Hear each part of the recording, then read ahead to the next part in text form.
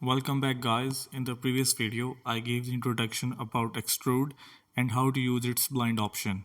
Now in this video, we will discuss its each function and we will practice. So let's start. We will start with the up to the vertex function.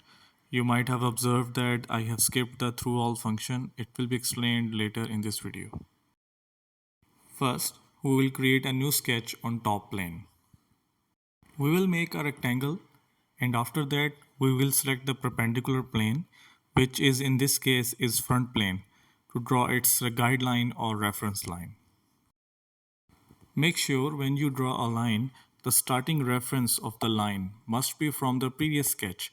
It doesn't have to be on the sketch, but it must have a starting reference. The second reference of the line can be in any direction or up to the desired surface. After that, we will select the extrude function and further select the up to the vertex option.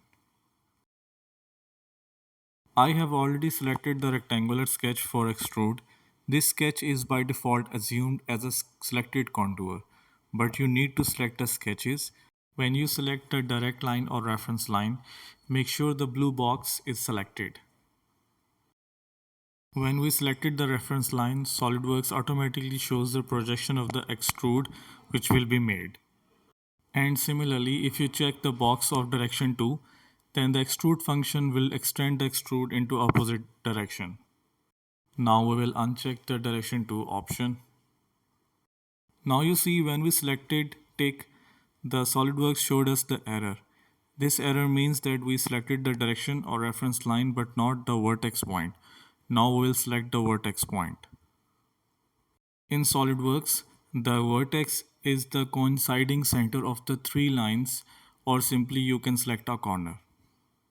Now we will click the green tick button and extrude up to vertex will be formed. Let's see its construction from different angles. Here you can see the top surface of the extrude has the same level as the top surface of the previously made extrude, or to the point of vertex or to the corner, whichever lets you understand better.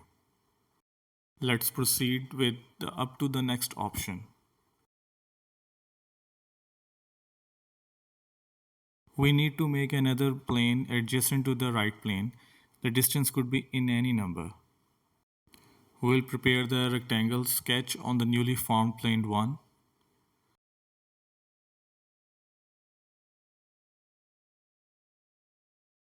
After sketch, we click the green tick and then select the extrude command and further click up to the next option.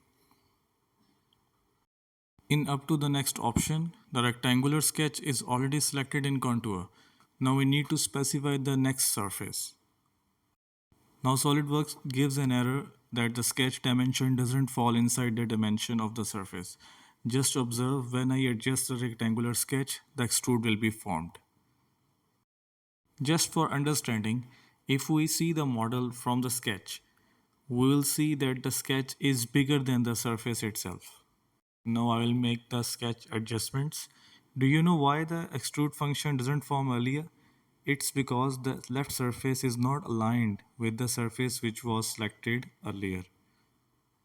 Now again we already selected the rectangular sketch and open the extrude command and further select the up to the next option. And our extrude has been formed. That's all from the video. I hope you guys are liking my videos. If you like my video, hit the like button and subscribe to my channel.